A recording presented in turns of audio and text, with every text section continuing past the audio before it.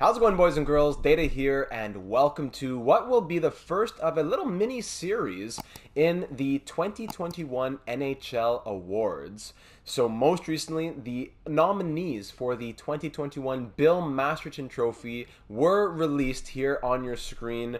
The Bill Masterton Trophy is the trophy for the player that best exemplifies the qualities of perseverance, sportsmanship, and dedication to the game of hockey. So each team puts up their own nominee, which has allowed me to create a team of those players. Other awards that have nominees, just 3 nominees, I can't build a team off of those, but once all the voting comes out for the Hart or for the, Norris, for example, I can make a team out of those players. So for the Masterton, I decided to create a team here, the Vancouver Nice Guys. It was a great idea over in the Discord, so thank you to JK for giving me that idea. On the Vancouver Nice Guys, it's a pretty good team, 88 overall. We're going to go through all the players in just a moment, but it's a pretty solid team. You know, considering that it's not necessarily a skill award, there are some good overalls out here. So running through the entire list, I'm not going to give the whole story for why each player was chosen, but it is the Professional Hockey Writers Association of each city that decides on the nominee, I believe, if I am correct. So it's definitely a nice guy. It's definitely a good guy, a good locker room guy, someone who is dedicated to the game, someone who's overcome some sort of adversity. So often you'll find guys who are coming back from injuries, guys who are just, sometimes are just really old, like Jaromir Jagr, who won a few years ago. You have Marlowe, who's just, he just broke Gordie Howe's record for most games played, so he's definitely shown dedication to the game.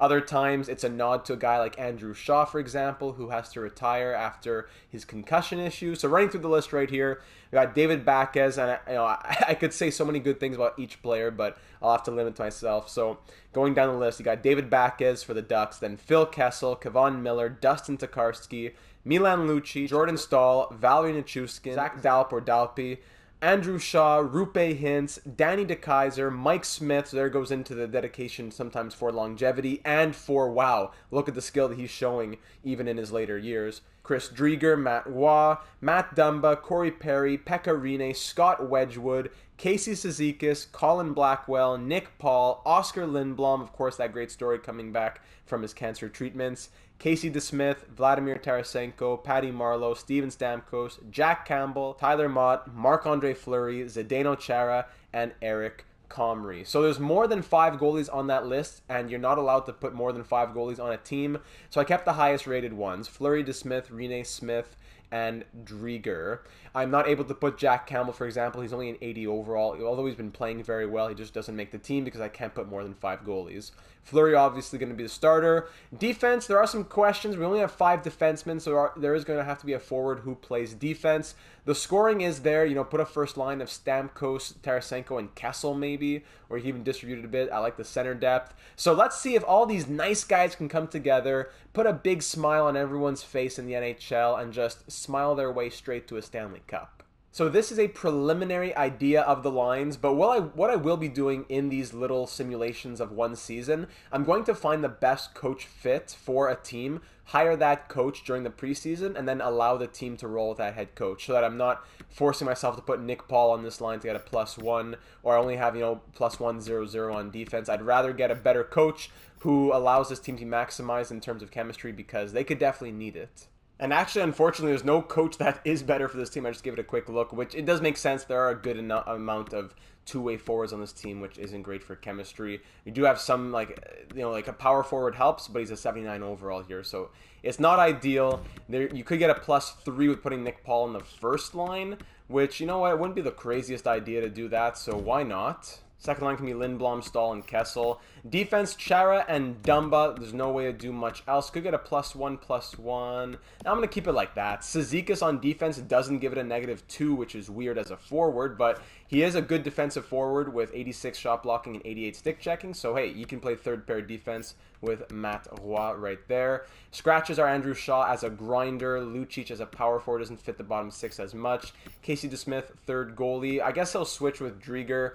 It's going to be Marc-Andre Fleury that plays the most. I'm not going to be touching this too often. I'm just building the team and letting it roll. I'm not here to look at intricate little things, I don't know, like special teams or whatever. That's not my job here. I'm just building the team based on the nominations, trying to max their chemistry and going with it.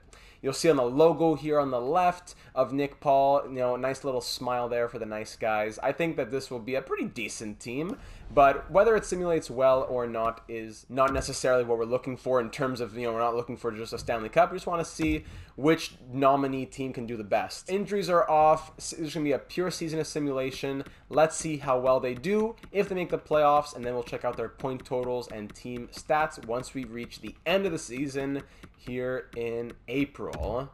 Wow, so I always have no expectations going into these simulations. The best teams are terrible. The worst teams go on a run. This team was pretty in the middle, and we started, through 81 games, 43, 34, and 4. Let's get a little slow sim action in. It's against a tough Vegas Golden Knights opponent. By the way, I should have mentioned, we're playing out of Vancouver. I'm going to throw something on the screen right here. A source that I found that supposedly Vancouver is like the kindest city in the world, according to some place. So I said, you know what? It's in Canada. A lot of players are Canadian. Hockey's going to go well in Vancouver instead of making it somewhere in like Eastern Asia, because I don't know if that's even listed here in the game. I said, you know what? Let's base them out of Vancouver. Vancouver nice guys. So we're playing in the Pacific Division. That's why we're playing against Vegas here. So first period, 1-0 Vegas. Second period, 2-1 nice guys. Chara and Hintz put Vancouver up 2-1. Nice guys up by 1 over the Golden Knights. Power play for the Golden Knights late into the game, kind of early-ish into the third, but now we're halfway through the period, still hanging on to that 1-goal lead. Can the nice guys and Marc-Andre Fleury shut the door on the other Marc-Andre Fleury and take the 2-1 win? Yes, they can. 2 goals on those 34 shots. This Marc-Andre Fleury came through, and our Marc-Andre Fleury gets first star of the night. The clone gets second star. We have the original. They have the clone. All their clones stayed on their teams, but the real guys, the real nice guys, came to Vancouver. So it looks like that +3 chemistry helped out, as Vladimir Tarasenko led the nice guys in points with 95. Stamkos had 92. By the way, 44 goals for Tarasenko. Oscar Lindblom, shout out to him, with 62 points right there. Phil the Thrill, 56. Jordan Stahl, 48. Nick Paul with 45 on that top line. Rupe Hintz, 38. Dumba and Chara, 34 points each. Zdeno puts up 44. At the age of 44, puts up 34 points. So his best since 2015-16. Corey Perry, 29. Marlowe, 25. Baquez, Miller, Blackwell, Nichushkin. A bit surprising from Nichushkin. Cizikas on defense was a +1. There you go. And Andrew Shaw played a couple games because I forgot to turn off injuries at the very beginning. So Kevin Miller lost a couple games. Aside from that, the penalty minutes, I don't know if anyone took a ton of them, or the nice guys, right? Dumba, 67. Come on, Dumba.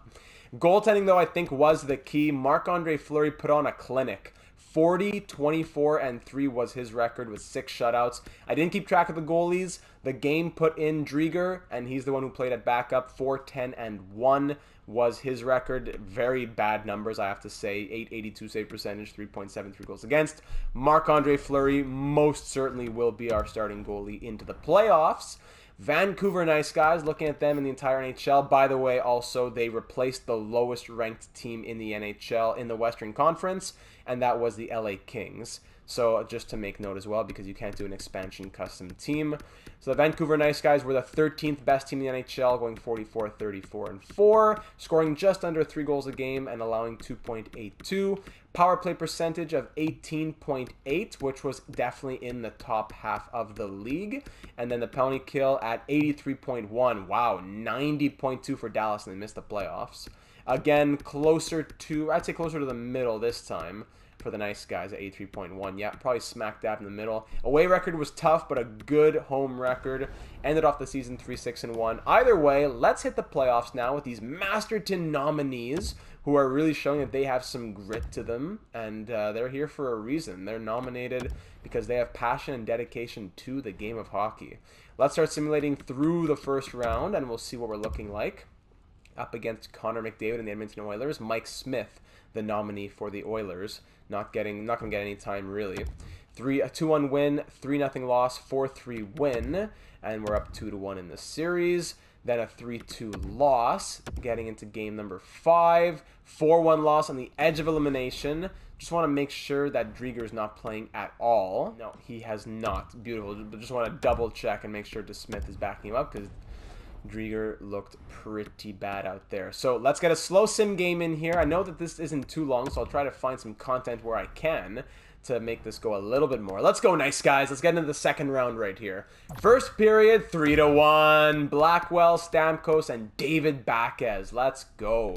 Shore scoring the 1 goal for the Oilers. Second period, 3-1 it remains. Shots 26-18 for the nice guys. Up by 2 on the edge of elimination. Let's push it to 7. Let's add to this 2-goal lead, or we can just, shut it down. But I'd love to see some more scoring, but not from the Oilers as Puljujarvi brings the Oilers within 1. Power play for the nice guys. This would seal it perhaps, but it's killed off by Edmonton. And of course, Connor McDavid will tie it up 3-3.